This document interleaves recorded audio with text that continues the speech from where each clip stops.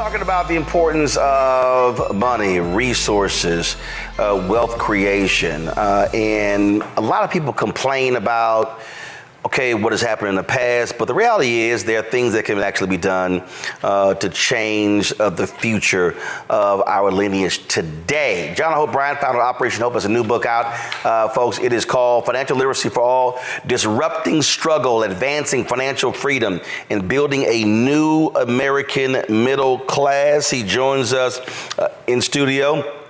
Doc, glad to have you here. Honored to be here. Came here just for you. Let's talk about it. By the way, people need to, when you're in Washington, go to the King Memorial, go to the Lincoln Memorial, go to the White House tour, do all that, then come see Roland Martin's real serious studio. This is not some like created on Instagram thing. Like he's got I'm really upset with him because he's got an entire command center, control room. It looks just like CNBC, CNN, or anybody else. It is absolutely beautiful, and it was done by a black-owned company. Yep, out of Atlanta. So lights were done by a black-owned company. The green screen done by a black drape company. The set was built by a black set design company. And black artists. Yeah, he's got Freedom Journal on the wall. Black artists, yeah. black artists. So all that. You get off the elevator, he's got elevator ID. You know, call that, I keep talking about the streets to the suites. So he's got literally he's gone from the streets and reporting to building an enterprise in the suites, and he's got elevator access. You know you made it when you have elevator access for your building. So come see Roland Martin. It's really from the White House, so you know you gotta have all that. Yeah. You know, but you gotta have. Well, and look, when we talk about. And you can't do this unless you're real. That's my point. You can't fake this. This is real estate, prime real estate, real cameras, real staff. These are not AI people. This is not artificial intelligence. No, we ain't doing that. This is real people. This is real staff people, real producers, real makeup artists. It's very impressive. I see 4 different setups for studio setups. 6. 6, excuse me. So the set is 1. Yep. Standing position is 2. This is 3, that love wall is 4, the green screen is 5, and you didn't see the art pieces of Prince, Miles Davis, and Jimi Hendrix. I saw when I was here for the holiday. So that's 6, yeah. And if you throw in the kitchen where we can shoot stuff, that's actually 7. Yeah, so when you come to Washington, make sure you ask for a tour. Maybe he'll say. But only those who contribute to the Bring the Funk fan club. Well, there you go. There you go. And that part. Got to do that part. Silver rights. Because you got to fund it. Silver rights. And that's the thing that we talk about this a lot, John, and that I'm always trying to explain to people. We can't talk about how do we advance African Americans? How do we get out of poverty? How do we do all of these things? Then you have people who talk about, I hate capitalism and I don't like how it's done. And I have people hit me, man, why are you begging these white folks for advertising money? And I'm going, let's see. Disney takes advertising money. Comcast takes it. Fox takes it. It's not white folks, it's green folks. It's almost $400 billion spent every year on advertising. Wow. Black-owned media can't be in a position of poverty when it comes to saying, oh, no, don't take any of that, when that's what the whole industry is based on. So Saturday, first of all, the book, thanks for talking about the book. The book, Financial Literacy for All, debuted on USA Today national bestseller list is number 1 in nonfiction, number 9 amongst all books. No, I think it was number 13 of 12 of all books, and number 9 on Publishers Weekly, and number 1 on Amazon for economics. It's still number 1 in business on Amazon 2 months later. And best I can tell, black and brown folks are buying the book, and they're enjoying it. And so I encourage people to pull it out, put it in your kitchen table, have a weekly conversation, go into a school, teach folks about this, go to your sororities or go to your fraternities. Just make this a normal conversation. Go from civil rights to silver rights, from the streets to the suites. This is the new movement. Financial literacy is a new civil rights issue of this generation. On Saturday, you and I were talking, I think it was Saturday, you landed in Palm Springs, and on your Twitter feed, if you refuse to call it the new name, Same. Thank you. On your Twitter feed, where people were arguing about something that was pretty ridiculous. well, why are you talking about capitalism? I hate capitalism or something like that. But it was really funny. They'd say, I don't support capitalism, and they're on a phone, they're using the comments, they're making the comments on a phone or computer that they bought with capitalist money. In other words, you use your human capital to go get a job and be compensated for that talent, or you have a business that compensated you. That's free enterprise and capitalism. You then went and bought a product from a capitalist, which is Apple or Android or wherever you bought your phone. That's not the government. That's not a socialist. I'm not even sure what a socialist is. All socialism is a tax system. That's a whole other conversation. But that's capitalism. You're talking on a screen that is made by, well, a capitalist. You are interfacing through a platform, Twitter, which is a capitalist system. Everything around them, your car you're getting into, that's a car note, that's capitalism. Or a manufacturer, that's capitalism. The place you're sitting the note, you're either renting it or you're owning it. That's capitalism. People say, oh, I hate rich people. No, you don't. You hate rich people until you become rich. What you hate is a game system. Right. Rightly so. What you hate is a system that is rigged against you so you can't succeed. Rightly so. Hate the system, hate the game, but become the game master.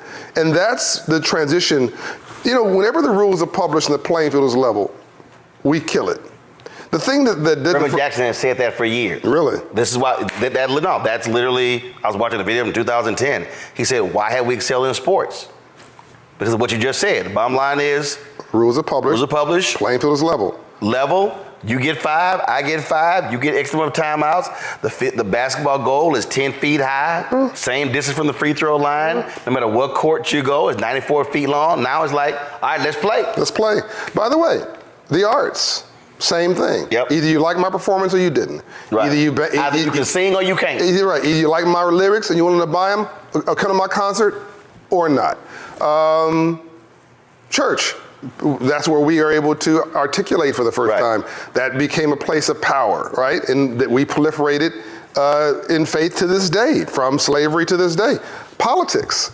Rules are published, playing field is level, either you vote for me or you don't. Unless folks are trying to shutting down voting locations, voter ID, can't give what. That's where the rig part comes in. Sure. You know, but more black mayors than we've ever seen. More, U.S. senators. My point is, where the rules are published and the playing field is level, we kill it.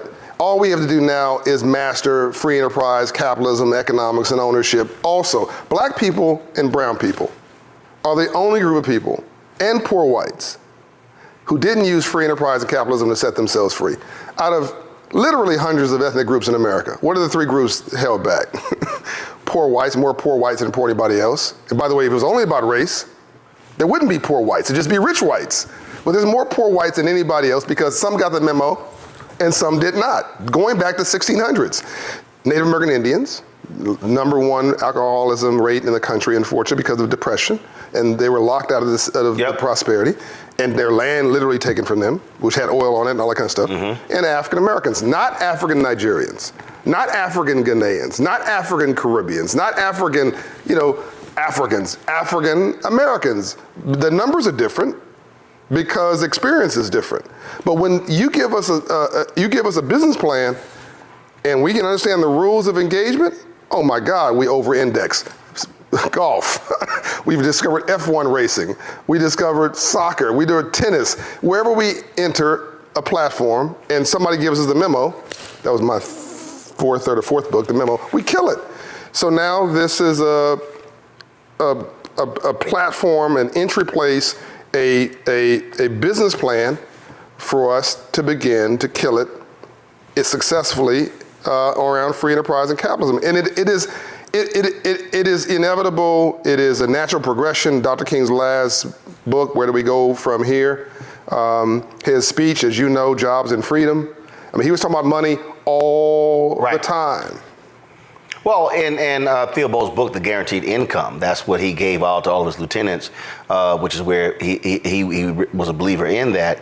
And the thing that I was just telling someone when I was in Palm Desert, that you go back to with money that you earn honestly from a network you own, which you control, all your golf fees, all your plane tickets, all your rental cars, all of it financed by a network that you control and own in your self-determination. I'm just making it plain. Books, speeches and all of that. Yeah, but I'm just making it plain for people. So the thing that was, I remind people about the April 3rd, 68 speech, the Mason Temple, where he specifically talked about companies that we were going to boycott. He specifically said we have to redistribute the pain. Because what he said, he said in that sermon, see, everybody keep talking about the mountaintop part. Well, that's the last 2 minutes. Everybody ignore the other 41 minutes of the speech. And in the speech, he was very specific when he said that if you do not do business with us, we are not going to do business with you. But later in the speech, he talked about the power of the collective. He said, individually, black people are poor. He said, but collectively we represent one of the largest economies in the world. He said, so we need to be moving collectively. And that to me, I think, is part of something that people don't want to confront. How do we move collectively? How do we work together? How do we not, I don't trust you, I don't trust you, I don't know, and in these silos, and how do we use our organizations to do what's right by us and not just right by them for themselves? The first thing we've got to do, Roland, is heal. In order to deal, you got to heal. I mean, there's 3 ways to live: suicide, and you can die alive. You can be the most dangerous person in the world, a person with no hope. We pass people all the time, the eyes just glazed, living in a surviving mindset. So you got suicide, you got basically surviving or dealing or hustling or trying to get by. Then you got healing, and most of us are in this sort of middle factor, the INGs, drugging, drinking, texting, sexting, sleeping, all the INGs. What we have to do is get to healing, and once we do that and then get the mindset right, then get the financial literacy right, then get our skills right, technology and financial literacy, get our business plan for the rest of our lives right. Once you do that, now if I don't like me, I'm not gonna like you. If I don't feel good about me, I'm not gonna feel good about you. Why somebody play hating Roland Martin? Why wouldn't they just say, bravo? I mean, if you have high self-esteem, you're like, God bless the brother. I may not be my business plan, but I'm glad he's killing it and more like it. But if somebody's hating on you or me, that's not my problem, that's their problem. I even said, look, it's the folks who run their mouths on YouTube, they be on social media, and I literally said, I don't pay attention to you. Because you have high self-esteem. But I also say, y'all, do you. I don't care. Go do you. Say whatever you want to do. Do whatever you want to do. Because I don't talk about y'all. But you're always talking about me. I like what you're doing much better than what other people are not doing. Again, are you an expert at what you're against, surviving mindset? Are you an expert in what you're for, thriving in a winning mindset? That was my 4th book, I think, Up From Nothing.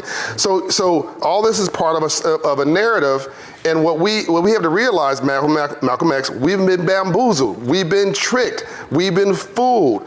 They really succeeded in destroying our self-esteem.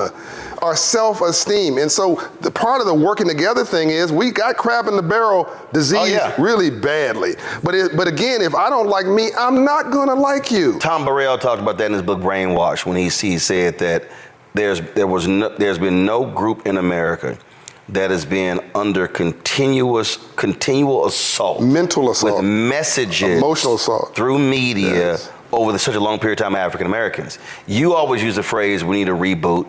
I always use the phrase that we need to be reprogrammed. Yeah. And when we talk about even financial literacy, there has to be a starting point. Like it's sort of like when you do tons of panels, summits, whatever. When I moderate them now, I'm not about to sit here and have an hour conversation on the problem. About the problem. I can't, because it's like, we can run all this stuff down and I just want to cuss somebody out. I'm like, we got problem, boom, boom, boom, now we better focus on total solution. That's right. So there's somebody who's watching who's like, all right, that stuff sounds great, but look, I can't pay my bills, I'm broke, I can't save no money. I'm gonna make you a millionaire. I can't do it of that. I'm gonna make you a millionaire. This program, within 5 years, I'll make everybody watching a millionaire. Just do what I say. Hold on, before you go there, tell them what your mama did. Oh, yeah. Whew. First of all, she told me, she almost brought tears in my eyes because my mom passed last year, been promoted. Roll a new mom, Juanita Smith. Mom told me she loved me every day of my life, but that's not what you meant, but that's important to say. When your kids screw up, say, I'm frustrated with you. I'm gonna discipline you, you future lawyer. I'm gonna jack you up. I'm gonna give you a whipping, you future entrepreneur. In other words, you gotta discipline them and structure them, but you also gotta to let them, throw them into their aspirational future, because self-esteem, again, is that sensitive thing. So my mother told me she loved me every day of my life, no matter what I was making a mistake. I made a mistake, I wasn't a mistake. Number two, Mom worked, and I know this is what you meant, she worked an hourly job at McDonnell Douglas Aircraft. She made $15 to $17 an hour, Juanita Smith. And Mom and Dad divorced over money, so everybody thinks I had a silver spoon in my mouth. My sister Juanita, my mother, my sister Mara, my brother Donnie. I was the youngest. In South Central LA, we had a gas station, hustle, apartment building, gas station in Vernon and Normandy. Home on Martin Luther King Boulevard was called Santa Barbara. Apartment building, for 8-unit apartment building, was worth millions a day rolling. We bought it for $18,000 back then. Own our own home, cement contracting business my dad did with his own home. My dad was a hustler, but he was financially literate. So the more money he made, the broker we got. They argued over money, got divorced over money, domestic abuse over money. Mom went to go live with somebody else, saved enough for a down payment. By the way, lost all those assets, lost it all. We went to go buy our first home in Compton, California, 15502 South Fraley.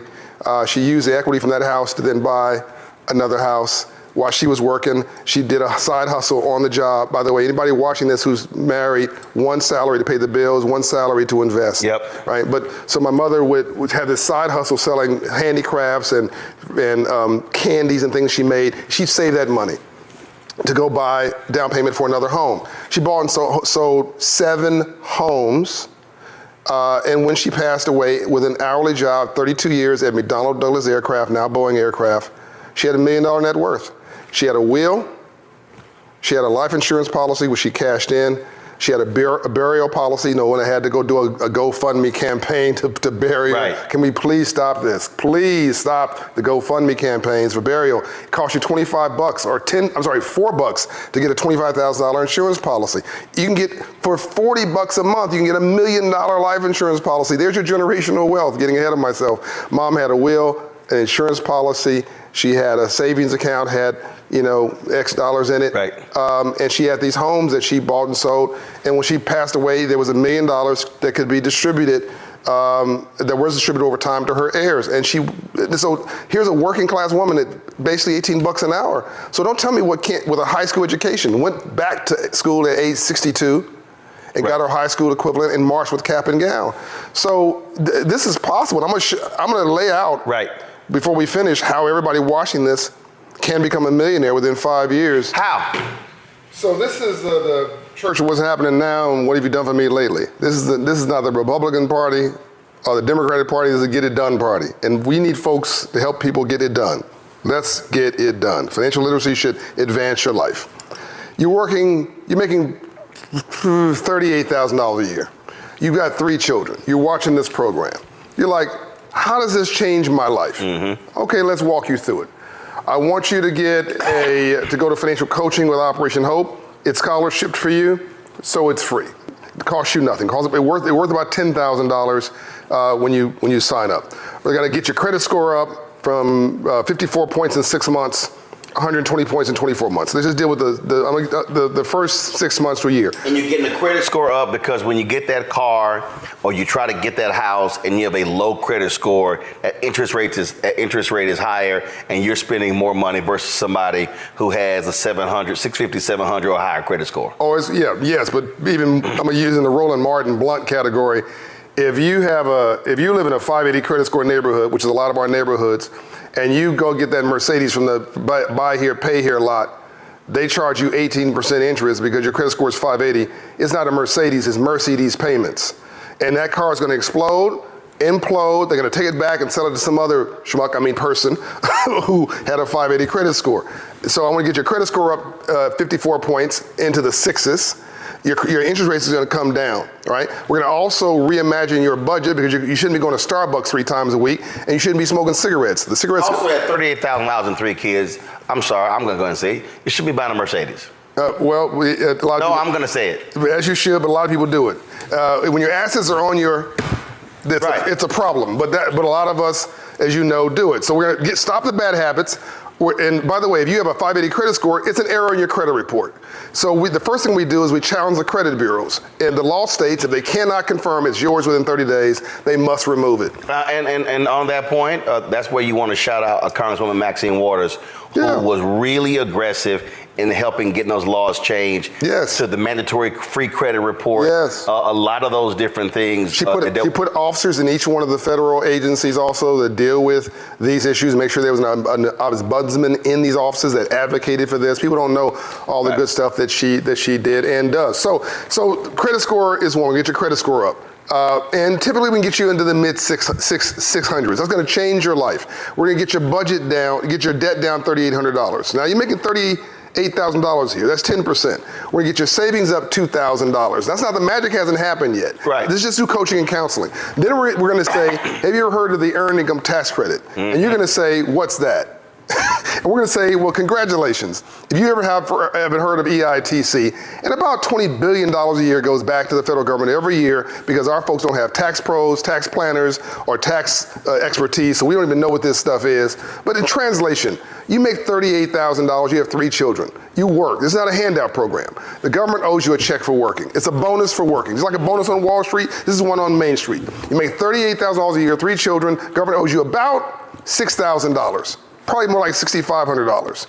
You go, whoa, that's a tax refund? Yes, it's cash. We're gonna get a bank account for you. If you don't have one, we're gonna open one. We're gonna wire that money in your account. By the way, if you've never heard this before, you've never filed. If you never filed, it's retroactive for 3 years.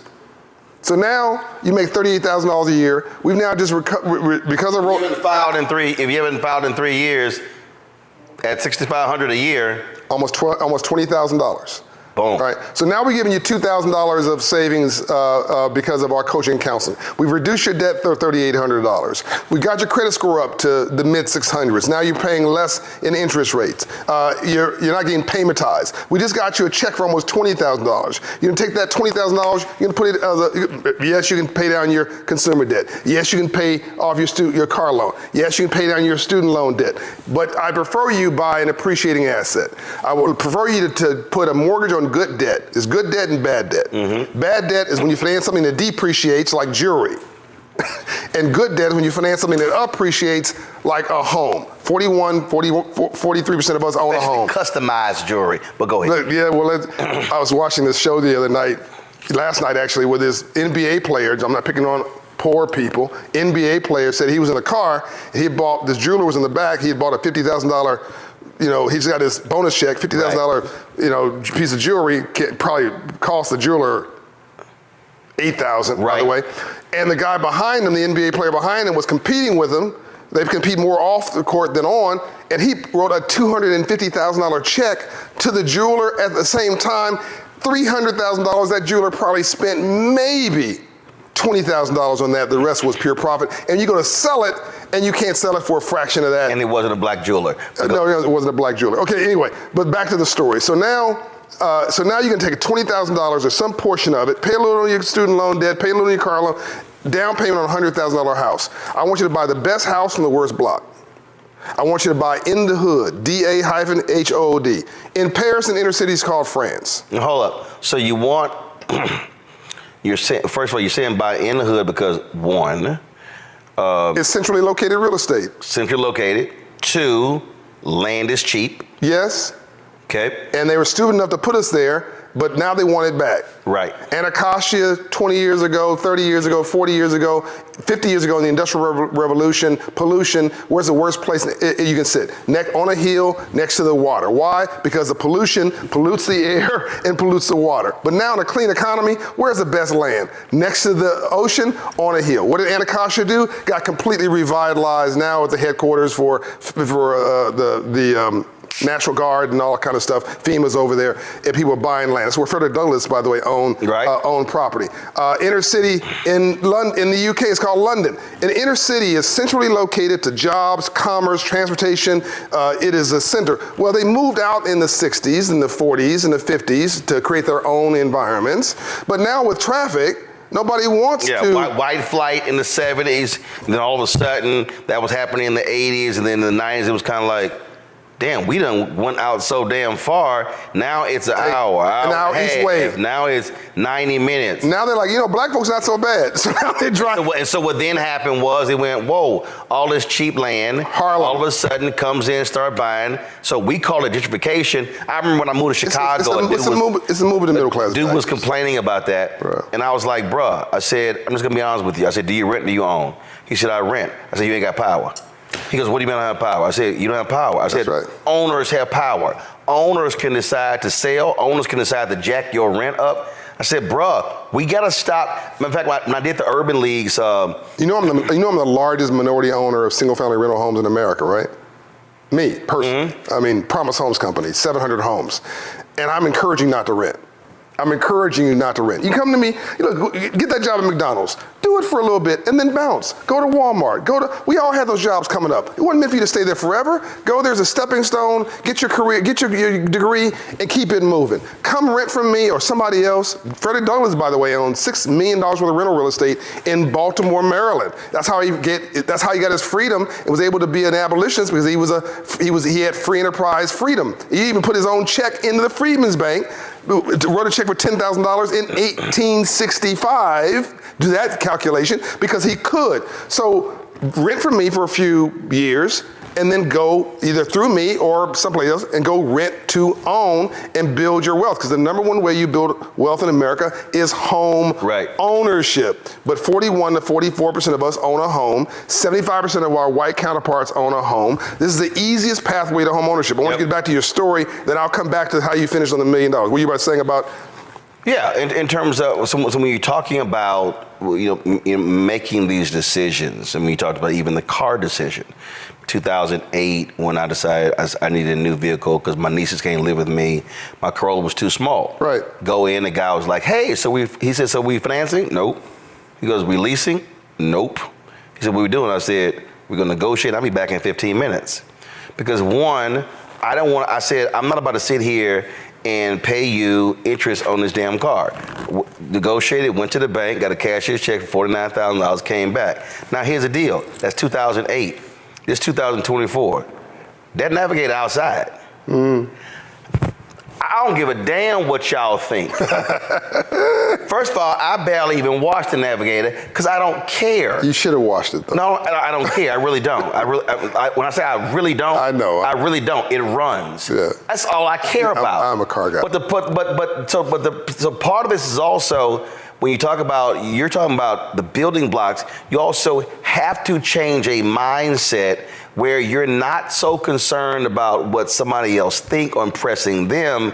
No, it's a bunch of people who make decisions with purchases that they make who literally are broke and who are underwater. Our assets are on our ass. Just say it. Just say it. Look, we're renting with money we don't have in places that don't want us to impress people we don't know about shit that don't matter and have conversations that don't involve us.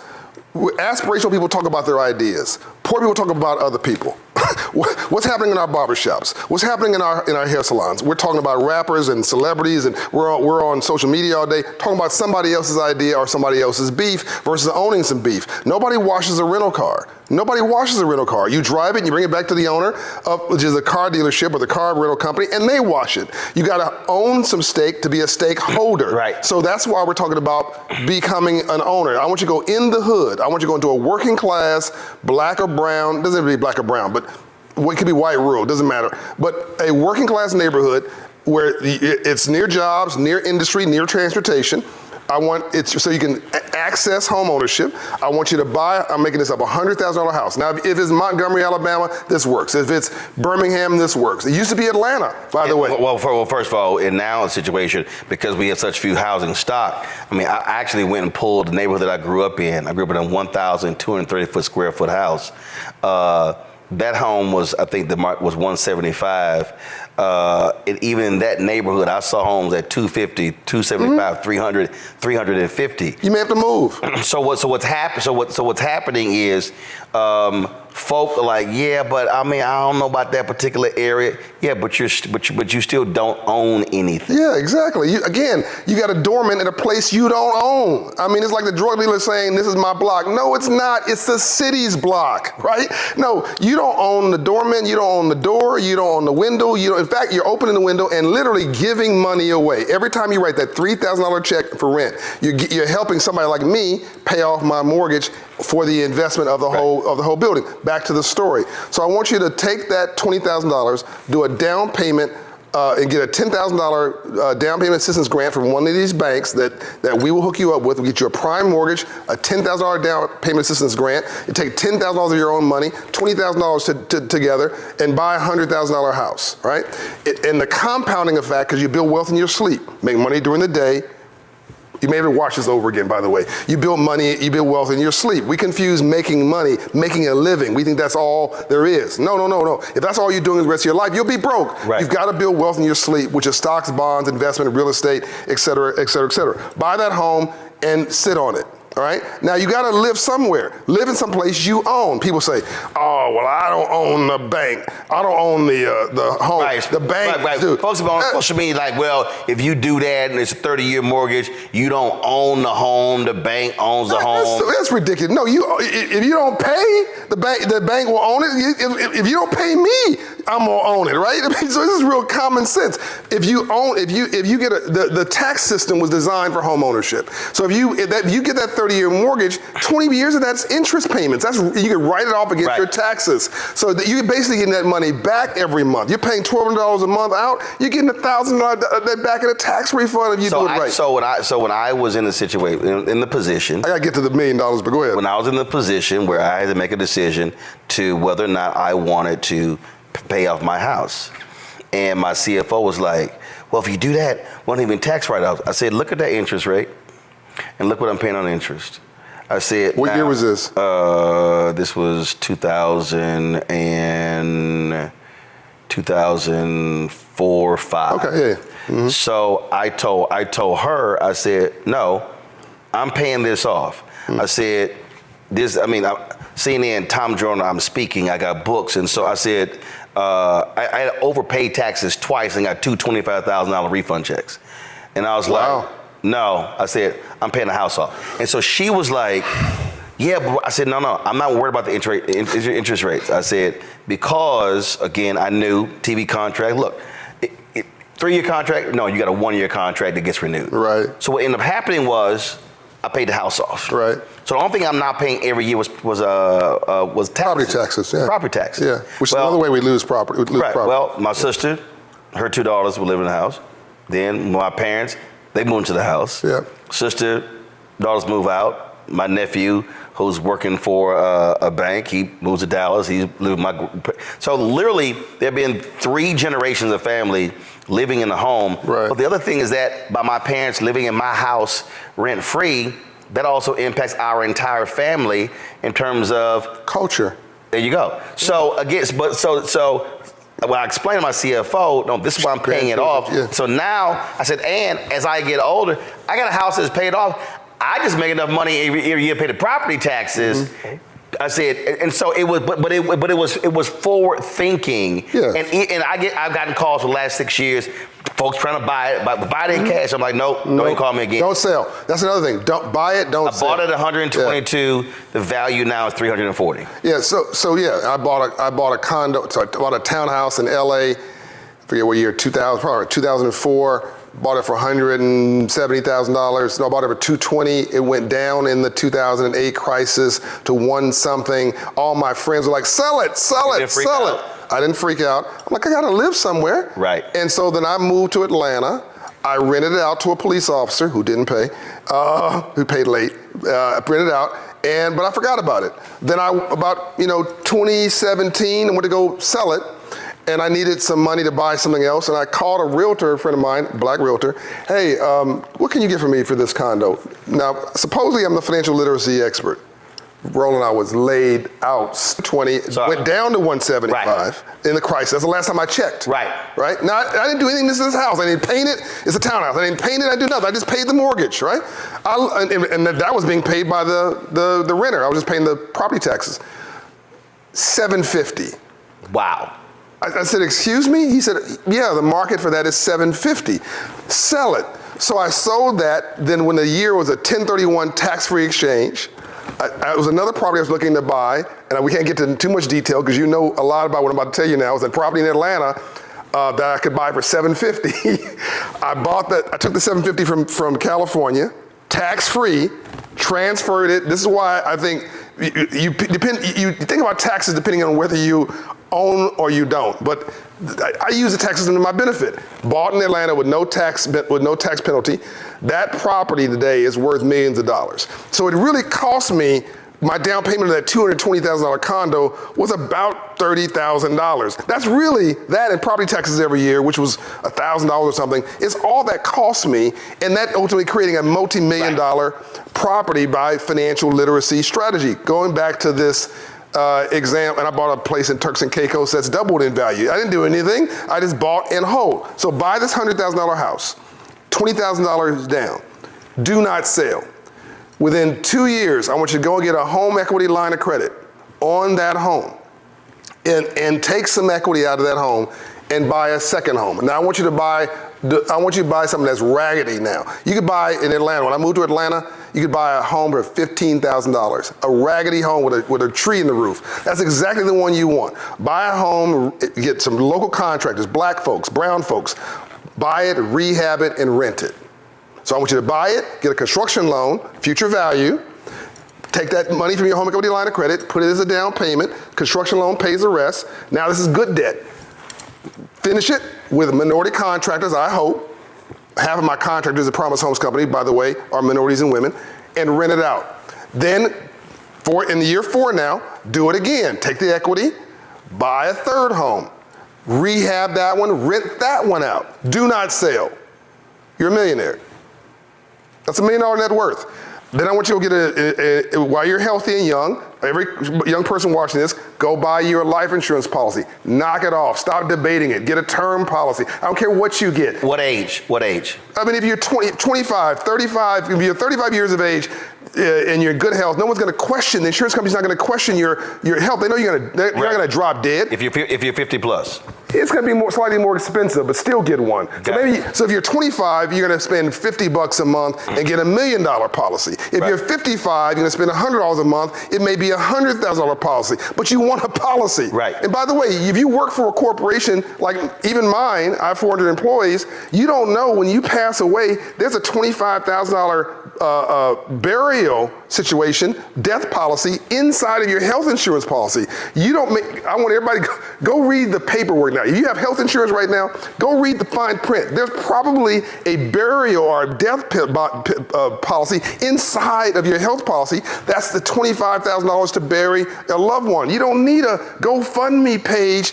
You should do that for an investment. You should do that for some big idea, not to bury the past. We should be creating generational wealth through life insurance policies. $1 million policy for somebody who's 25, 35 years old watching this is generational wealth. You can get it for $50 or less a month. But you do this whole thing I mentioned, a will, simple will, a life insurance policy, earned income tax credit.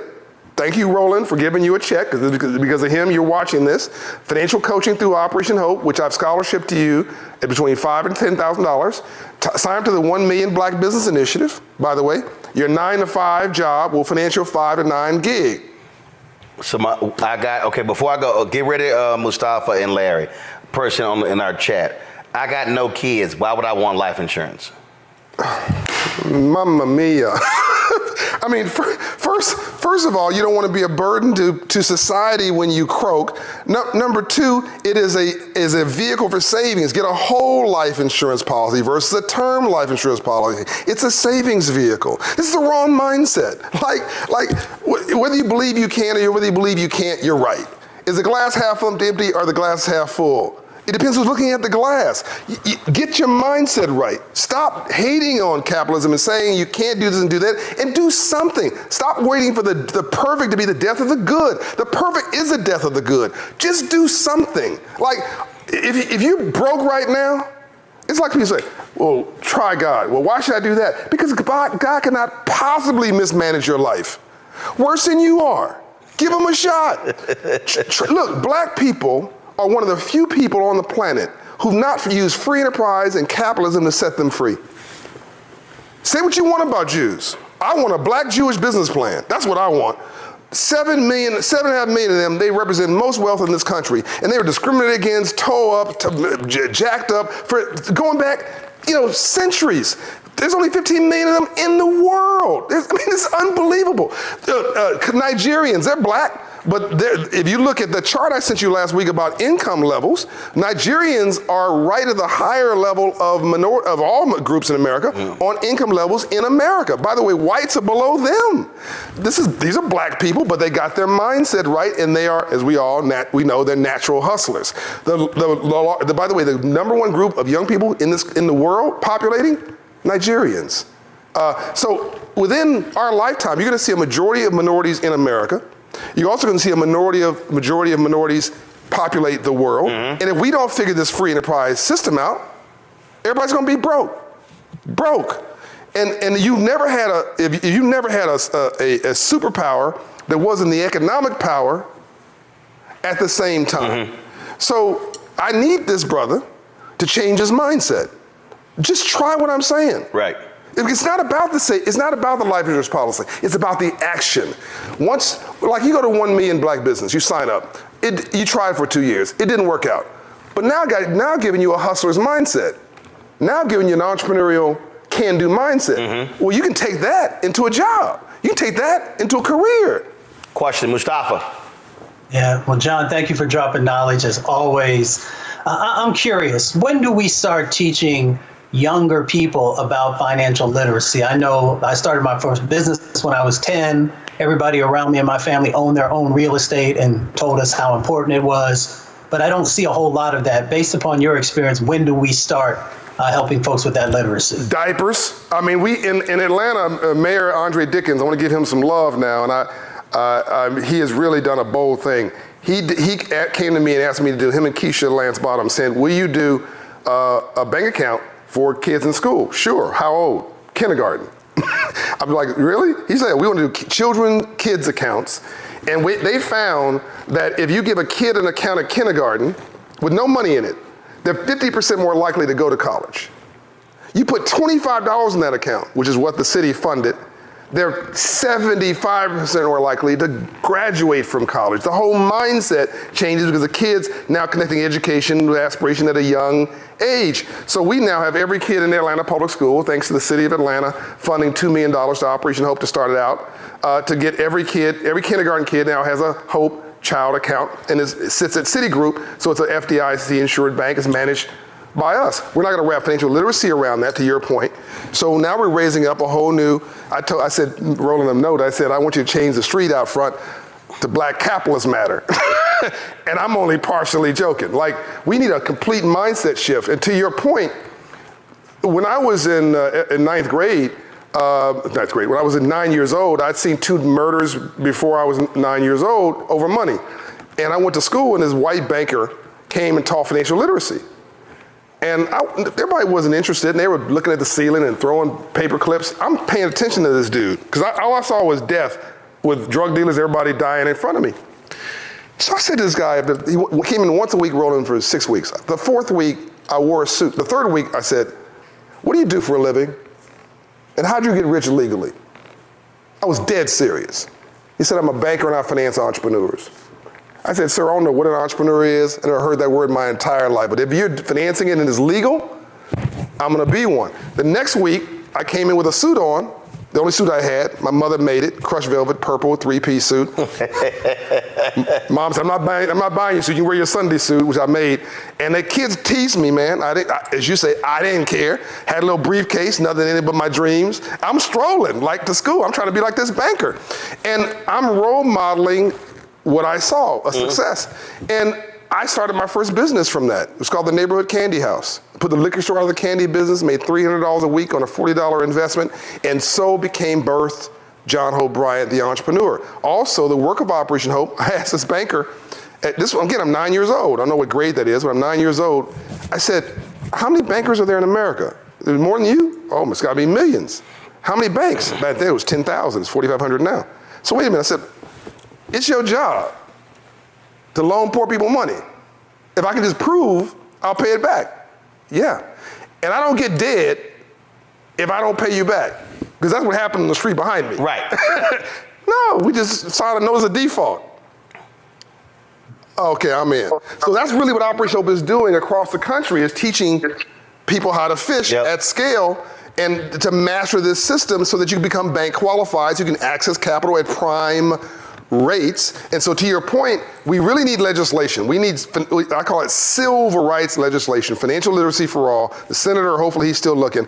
We need bipartisan, Republican and Democrat, to embrace financial literacy for all legislation so that kids K through 12 are taught what we're talking about right here. Larry? Yeah, sure. It's a very interesting conversation. So, thank you for your insight. So, Black people have, and you kind of got to this, Black people have a history of taking a penny and turning it into a dime, right, throughout our history, because we had no choice. Yeah. So I wanted you to talk a little bit about, the kind of elephant in the room, the thing we really need to talk about as it relates to, obviously, financial institutions. And we just saw with Navy Federal Credit Union just a few months ago. And that's the role racial discrimination plays in the financial industry. And so a lot of that is unseen, and you get denied a loan and don't know about it. And I'm wondering, what are some of the conversations you had with folks from minoritized communities the other layer to this is, how do you may have faced challenges relating to discrimination in the banking industry. I'm so glad you mentioned that. Is racism real? Yes, racism's like rain. It's either falling someplace or it's gathering. So get out an umbrella in the color you like and start strolling through it, because it's not going to change. It hasn't in 400 years we've been here, so you must. So was Navy Credit Union real? Yeah, the guy walked in, everything was right about his profile. Absolutely. Is appraisal discrimination real? Without question. I'm a subject to, I have a home that's $1 million house in Atlanta, in near, I don't want to get too specific, but the Camp Creek area, the Cascade area. Well, that home in Buckhead would be $3 or $4 million, the same home. So I understand that, but I'm not focusing on what somebody else has that doesn't have it, or whether it be $4 million. I know I got $1 million house in Cascade, and I'm gonna get prime rates and whatever. And so discrimination is real, but this whole concept of white banks, we need to knock that off. In 1920, there was a white bank. In 1850, there was a white bank, literally a family of white people who probably were racist, who owned the bank. Today it's publicly traded. I own Wells Fargo. I own Bank of America stock. People watching this, I hope, are stockholders. So it's not a white bank, it's a green bank. Now, is there a person there who's racist, who may be your loan officer? Probably. Let me tell you something. You get a credit score with a 7 in front of your name, 720, 750, 780, my mother was 854. The bank just says yes. They may hate you, they may talk names or words about you, but really they want to make some money. And the computer, there's AI now, the computer at midnight is not asking your race. The bank will just say yes. Get your debt ratios up, your debt down, your income ratios proper. We can show you how to do it at Operation Hope, because we know what the bank will approve. Get that credit score up, as I mentioned. That's the most important thing. You have to have an income. And I guarantee you, in fact, not only will I guarantee the bank will say yes, if the bank discriminates against you still, because there's an exception to every rule, I will fund your loan. Operation Hope will put up our balance sheet that if the bank does not approve your loan, we will. And in 32 years of doing this, I've never had to fund a loan. And we funded $4.5 billion of prime loans for home ownership, small business ownership, et cetera, because we know how the system works. So, and by the way, you haven't mentioned it, but let's also deal with black banks. We should support black banks. I have a deposit at various black banks. The problem is they're just too small. They're too small, and their cost of capital is too high. They're afraid to death of loan loss. So they're gonna, unfortunately, in many cases, we should support black banks. Please hear me. We should all support black banks. We should have $1 billion asset black bank. But it's an and conversation, not an or. You probably need a relationship with them for savings and a checking account maybe with an ATM. And then you have a lending relationship maybe with them and a major bank that can give you, more optionality and prime access to credit. Sometimes you go to a minority bank, they're gonna ask you for more down payment. They're gonna give you a higher interest rate. and it's going to be less attractive terms. And that's not racism. Like, that's somebody look just like you. They just have a more delicate balance sheet. They don't have the strength that the other banks have. So we just need to be more sophisticated in our approach. Discrimination is everywhere. Bias is everywhere. By the way, I got bums in my family. I don't need to go outside looking for one. I got bums who are related to me. We all can relate to that. We all have a Pookie in our family. Pookie them, right? So I over-answered the question, but it was a really important question. You have been really focused on going after the folks who despise DEI. Explain. Yeah, so this is just stupid. This is ridiculous. The folks who are canceling DEI are literally shooting America's business plan in the foot. And I wrote something called the Business Plan for America. I had a chance to debate Bill Ackman, the billionaire who led the DE&I effort, anti-DE&I effort around the country. I debated him at the Milken Conference privately in a private session last Monday, I think it was, the same day the Business Plan for America was released on LinkedIn. And I can't tell you what was happening in the session. It was a private session, but there's been some articles written about it. And all I'll tell you is that the articles are not inaccurate. And I will also tell you that no one disagreed with my business plan. My business plan is just math. To quote Melody Hobson, I like math because it doesn't have an opinion. God has a sense of humor. You know, Ambassador Young said, and he was on that balcony with Dr. King when he was assassinated, to live in a system of free enterprise and not to understand the rules of free enterprise must be the very definition of slavery. That's sort of where we were to where we have been. Here's the irony, Roland. 1950, America was white, 90% white. These are just the facts, shocking numbers. 1950, America was 90% white. That meant that what Dr. King, Andrew Young, Dorothy Height did was a miracle, right? It was just the right thing to do. Today, America is 40% black and brown. Within 10 years, there'll be a majority of minorities.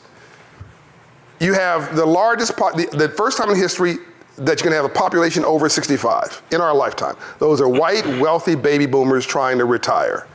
Social Security is not going to pay for their retirement. It will only pay 70% of it within 10 years. Now you have this group coming into free enterprise in the largest economy in the world, $24 trillion, who are not prepared for the free enterprise system. And what are these DEI, anti-DEI people doing?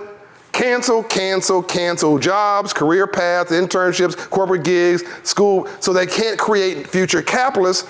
So I asked him, what do you want to do? Speak Mandarin? And by the way, because if we don't solve this, we will be speaking Mandarin in 10, 20 years. China will run the world. They want our place. So we got to prepare this group to lead the economy. Here's the good news. The diversity, the numbers are on our side. Biggest economy in the South, the traditional South. People just love messing with me. Oh, the South is Texas. The traditional South, Atlanta, Georgia. $450 billion a year.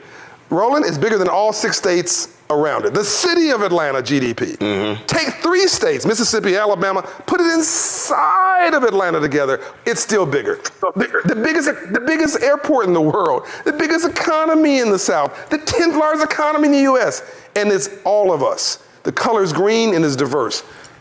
New York and California, biggest economies in the US, most diverse. DC, incredibly diverse. We have the biggest black population is right outside of DC as far as net worth. So all city, Houston, Charlotte. There you go. I mean, you start going. The wealthiest companies are the most diverse. So what I say to these folks is, diversity actually is a business strength. The broke places are folks who actually have said, no, we don't want none of that progress. We want a white water fountain and a black water fountain. You go to some of these cities in the South, it looks like 1960. Nothing has changed and their economies have gone backwards. So the reason I like this argument is it's not an argument. You're hitting your face on my fist. The math is indisputable, and if we don't solve this, 4 countries want to take us out. China, Russia, North Korea, and Iran, which just became more volatile over the weekend because their president died in an accident. They want to take us out. Helicopter crash, yep. But they can't do it on a fair fight, Roland. We are screwed up. America's got all kind of problems, right? Democracy and capitalism are horrible systems except for every other system. America's a jacked up country except for every other country. I keep telling people, I hate America. Here's a plane ticket, right? They're not going nowhere. We have an incredible system that we need to make better. And the least of these God's children, us, just might be the salvation for the future of America as a superpower of the world for the future and the largest economy in the world. We just may save it by becoming financially literate, by becoming stakeholders and owners, by voting, and by being like almost moral capitalists. I know this is crazy talk, but right. I think it's actually a radical movement of common sense. And you know, I always get a kick out when people say certain things, you know, they'll run their mouths. It was so funny. Somebody had tweeted, Roland's spending so much time talking about his house instead of letting Franklin drop jewels on financing. This is the problem I have with this guy, ego. Huh? You know, and I had to respond back. I said, first of all, you clearly ain't paying attention because his name ain't John Hope. Oh, they thought it was John. I'm like Franklin. John Hope Franklin passed away several years ago. He was a historian. It's John Hope Bryant. But also, But I'll take the association. But also, when silly folk like that make those comments, what they don't quite understand is that you also have to make it plain. Yeah. And so when and you relatable. right. And so when you talk about, again, those conversations, how you make car purchases, how you make home Practical purchases, stuff. how you don't get caught up in brands. I got probably 6, 7 Air Jordans at home. I didn't buy none of them. They were gifts. Yeah. Cause I ain't never spending $200 on no damn tennis shoes. That ain't happening. Right. Because how I was raised. My dad was like, ain't no way in hell I spend that money. Thank goodness. We gonna close it. We gonna close it out with this. Can I have 1 minute? Go ahead. Because you mentioned Air Jordans. I got to tell the story. I know. That's how I'm about to have you tell a story. Okay. That's why I'm about to have you tell a story. Okay. I know what I'm sorry. You've executive produced this. My bad. Yeah, like I don't know how to make a segue. I know what I'm doing. You do. So that was a guess. So that was a conversation between 2 young men, and it dealt with the issue of Jordans. But I don't know you always paying attention. I mean, okay, my bad. By the way, I love that you told the story about your house because people presume and assume you don't have a problem in the world. First of all, I filed for bankruptcy. What people don't understand I had a 500 credit score. I almost filed for bankruptcy. I was homeless. I filed for bankruptcy because my appendix ruptured at the Democratic National Convention in 2000. Mm-hmm. I was over the miles on my lease. While I was in the hospital at the Centinela Hospital in Los Angeles, because it happened, the convention was there, they picked up my 4Runner from the airport parking lot. Wow. They must have been tracking. Yeah. Picked it up from there. Had to file for bankruptcy because I didn't have health insurance. That's right. And so it was nearly 60+% of Americans filed bankruptcy because of health insurance. By the way, the Biden administration and Vice President Harris have created a situation to get any charges on your health insurance will come off your credit report. Yep. It's not well known, but that will not work against your credit report. We covered that when she spoke in Detroit. Yeah. When we spoke in Milwaukee. She's doing an economic tour, which and then when I filed bankruptcy because they were going to foreclose on my home. And the home that I now own. Mm-hmm. And what happened there was a friend of mine, Mike Price, God rest his soul, Mike was like, Roland, he said, don't worry, because see, black people, we freak out. We have stress. Oh my God, and we will let people call us, email us to death, and we would drive our blood pressure up. He said, Roland, the moment you file for bankruptcy, they can't call you, they can't email you. Mm.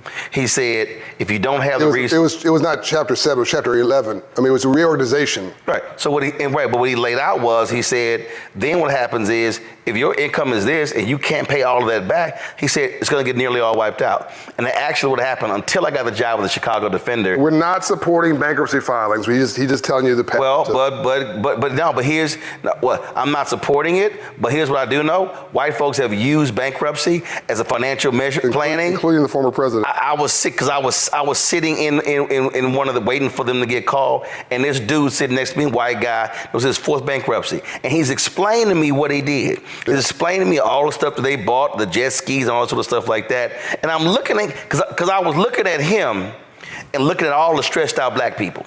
But so the thing there was, and so again, it was all going to get almost wiped out. Then I got the job with the Chicago Defender. It was paying me $110,000. Like, yo, you got to pay everything back. I said it was fine. But the point is, people have to recognize we're not sitting here having this conversation as like some people. I guarantee you're thinking, Roland, John, they got money. No. I had a secured credit card with a $200 limit backed up by $200 in cash.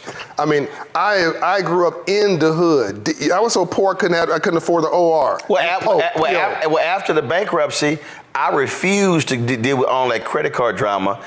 Took two CDs, gave them 20 grand. Certificates of deposits. That's the backup for my credit card. Yeah. I pay it off every single month. Yeah. So coming out of a bankruptcy, where the house almost got foreclosed on, where almost $100,000 in medical bills, paid the house off, today have no debt, launched this with $350,000 of my own money. Right. This has no debt. So I'm able to make decisions that where I'm freed from the shackles of debt. And so for the fool who was watching saying, me talking about my house, I did that because there's somebody who's watching and listening who has been in the same position. That's right. We'll be inspired. Who maybe had no idea right. that, and understand, filed a bankruptcy in 2004, got out of the bankruptcy in 2008, paid the house off in 2009. Yeah. But hurt people, Roland. Look, if I like what you're doing much better than what other people are not doing. And most people don't have a business plan for their life. And so criticism becomes an easy sport. Oh, by the way, because you said something earlier, I do want to say this here to the somebody named Al Khatib. This also shows you when you're not smart when you tweet stuff. Because this person here claims to own the premier multimedia management and production company, and they have their website. I'm not going to give it, but see, if you were smart, you would have tweeted me about how do you partner with your multimedia company and your production company. Or you hire them to do versus criticizing me talking about my house. So one thing you just guaranteed, you would never get called. Go ahead and make your fire. By the way, the panel made a great point about discrimination in banks. And what I'm going to tell you is that a lot of my entertainer friends, they'll call me because we want to be the rappers. The rappers want to be us. The rappers want to be business people. And they'll call me and ask me money questions. A lot of them they're banking with the branch manager. They're worth millions. Right. But they don't have, so this is my point. You need relationship capital. You need, if you hang around 9 broke people, you're gonna be the 10th, right? You've got to get to know the senior vice president, the corporate vice president, somebody in the C-suite at these major banks, build a rapport, build a relationship with them, send them information on your business and your household, build a rapport so when you actually need to access capital, they know you. They can vouch for you. The word credit comes from the Latin word credito, which means credibility. The word capital comes from the Latin root word capitas, which means knowledge in the head. And banking is a faith business. Faith, credibility, and knowledge. It has nothing to do with money. If you understand this system, you can access capital at scale. I do now what's called non-recourse debt loans. I did a $100 million refinancing of my real estate portfolio at the Promise Homes Company earlier this year. It was non-recourse debt, which means I don't personally guarantee it. But when I started out, Roland, everything was personally guaranteed. A paperclip was personally guaranteed because I was broke. So that's the way this system works. You have to learn to manage. With that joke about banking, a bank will loan you money when you prove you don't need it. It's not untrue. So you got to have that higher credit score. You got to have that savings and have those ratios so the bank goes, because capital's a coward. Capital's not trying to be courageous. Capital's trying to find the highest return with the lowest risk. By the way, so me too, by the way. I want to have the lowest risk with the highest return. So you got to present yourself in a way to the banker. They go, that's a good bet. That's a good investment. I'm going to loan them some money to do X, Y, and Z. I'm going to get it back. That's the way the system works. Right. If you look like a credit risk, if you look like you toe up from the flow up, they're not going to loan you money. That's not discrimination. That's a toe up a credit report. And when you go to the club tonight, everybody, some people have heard me say this before. When you go to the club tonight, not tonight, Friday, and you meet the girl, and she's cute, and you meet the dude, and he's handsome, and before you get too serious about this conversation, ask them their credit score. And I'm only half joking, because when you marry, you're marrying a life partner. You're marrying your business partner. You're marrying debt. Or equity. Okay, here's a story. So, hold on, before you go that one, Yeah. when you talked about going to the club, also, you know, marriage is not a romantic. You got to be stuck on stupid, be paying $500 for a bottle that they paid $50 for. Please stop. This is a whole other conversation. The bottle service. The bottle service, bruh. the VIP area. And don't go there during the day. The place is disgusting. All right, and you're paying $500,000 for something that costs them $20. Do you know, my billionaire friends own these clubs. They never go in them. They don't let their kids go in those clubs. They just have somebody showing up to get the cash. A club is just like a casino. House money always wins. Las Vegas keeps getting bigger. Hello. It keeps getting bigger. So a couple people may win, but on balance, the house always wins. I want to turn you Vegas into. don't get my money. I want to turn you into the house. Except the golf course. Except the all right, golf. finish the last story. Which is good therapy. Yes, sir. So Roland knows this story. I love this story. So this kid reminded me of myself. I was in a Detroit classroom teaching financial literacy. My volunteers were at Operation Hope. And so I came and do a visit, and as I was walking down the hallway, this young man had just finished a financial literacy course, volunteer was in there, and he was wearing a little suit. Reminded me of me. Right. So I was trying to get to him to talk to him, but his boys had got to him first. Right. Yo, man, what you doing wearing no stupid suit? Ain't nothing. He didn't say, he said something else, but I'm gonna respect the broadcast. Hey, let's wearing that stupid suit. Yeah, man, we cut some here, but I understand. Go ahead. You wearing that stupid suit. You know, why you wearing that? Why you hanging around these dang on bankers? They ain't nothing. It's all punk stuff. Usually you're a punk. So I go to defend his honor, right? And I said, look, you guys, I want you to make a decision about Nike. Now, this is years ago. I'm gonna give you $70 each. There's 4 of them. Make a decision about Nike, quick. And he says, I'm gonna buy a share of Nike stock. Man, they jumped. Man, now that's the second dumb thing you did. Well, you gonna buy some stupid ass stock. Excuse me, here I go. I got you. You need to buy you some Air Jordans. Back when they still needed another $30 back then, it was $100. Everybody got Air Jordans, fuchsia Air Jordans, black Air Jordans, brown Air Jordans, leather Air Jordans. Everybody in school has got Air Jordans. You dumb, man. You need you some Air Jordans. I go to defend young Derek's honor. And he says, no. It's cool. I want them to buy those shoes. Because when they do, they're making me money. Bingo, light on. I'm like, okay, this kid gets it. There's a difference between being broke and being poor. And for the folks who don't know, Anthony, go to my iPad. He was saying that Anthony, go to my iPad.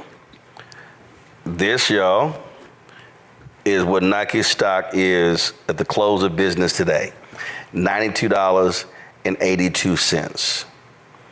So today, the reason Michael Jordan is a billionaire, and Michael Jordan, his mama forced that, Michael gets 5%.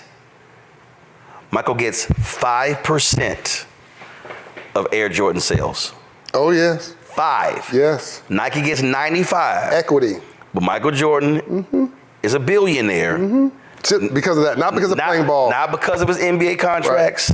Right. Not because any of that. Right. Because just 5% of the money the Jordan brand makes. So what the young man was, to tie this together, we got to make smart sexy again. What the young man was saying was, y'all can talk all you want.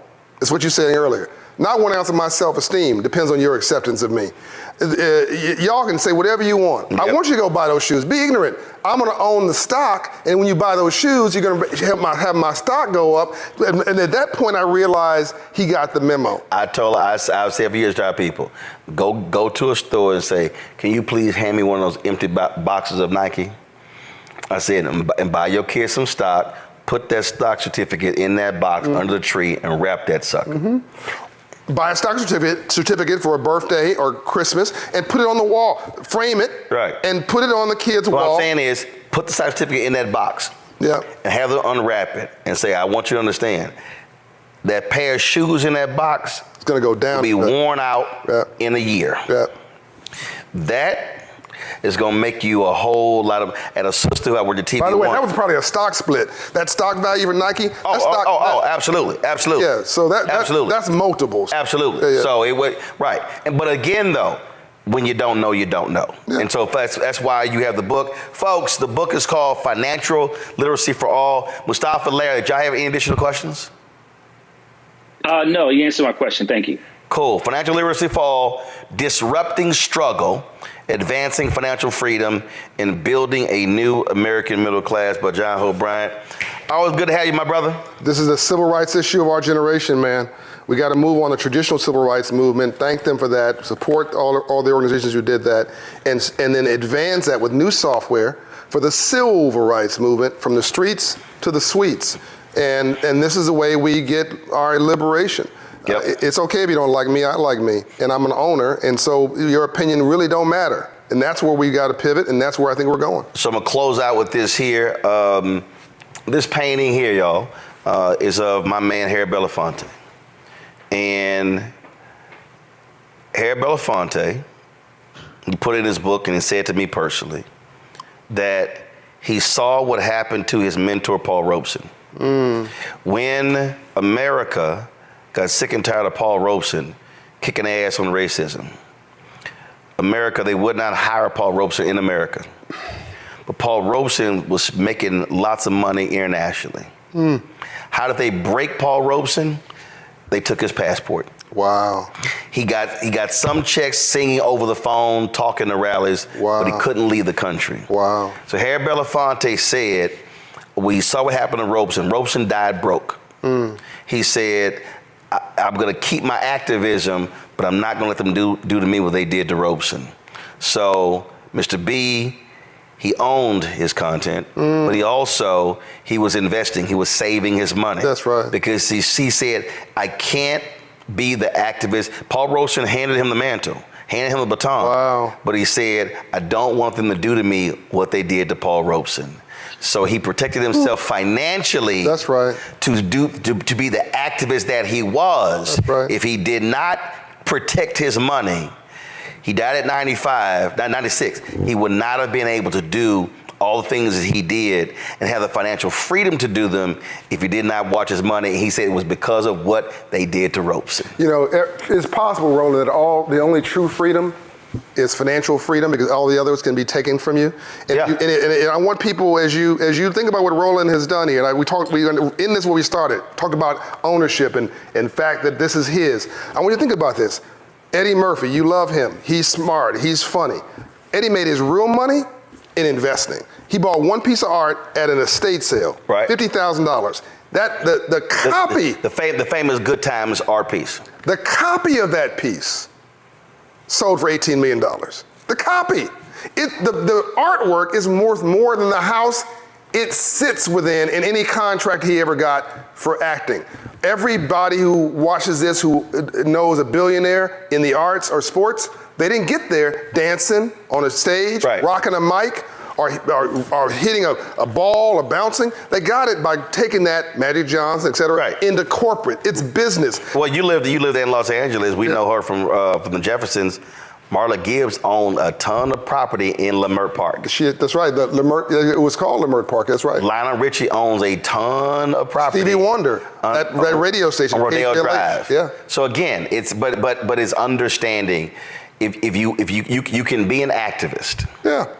You can be a social justice warrior, but when you have the financial freedom to do it, that's the only way. Charlemagne owns his platform. The conversation that we're having right now can't happen with over this period of time if I don't own it, because otherwise, there's somebody in my ear saying we got to cut. We can only do 8 minutes. We can only do 9 minutes. No, but when you own it, then you can say, no, we can do the hour conversation. We can do it here. And that is the piece that our people have got to understand. That's so powerful. You're not asking a producer. So when I go on, I'm a contributor for CNBC, and I go on, and this is a 7-minute hit. And that's long for TV. And I love doing it. Now, Time Magazine and all this kind of stuff. There are only 2 times where I've done an hour piece where you can unpack this, where the 2 platforms where the person doing it owned it. You, today, And a couple weeks ago, I did Charlemagne, and he's within iHeart, but he owns Black Effect Network, his podcasting network. He owns a 50-50 partnership. Yeah. But I'm on his board. Yeah, so with iHeart. Yeah, it's a 50. But he did it right. He had them funded, but he owns the creatives. He's got publishing arms, and he's got his Breakfast Club show. But because he controls that, he can have an hour conversation with me about something that really matters. This really is an important conversation. I hope people watching this not only take it to heart and change their life, but give you the credit you deserve. You're a good man. But I tell them, but the financial freedom allowed the creation. That's it. And that is how our people have to be able to think forward. Appreciate it, man. Love Always a pleasure. My pleasure. Fanbase is pioneering a new era of social media for the creator economy. This next generation social media app with over 600,000 users is raising $17 million, and now is your chance to invest. For details on how to invest, visit startengine.com/fanbase or scan the QR code. Another way we're giving you the freedom to be you without limits.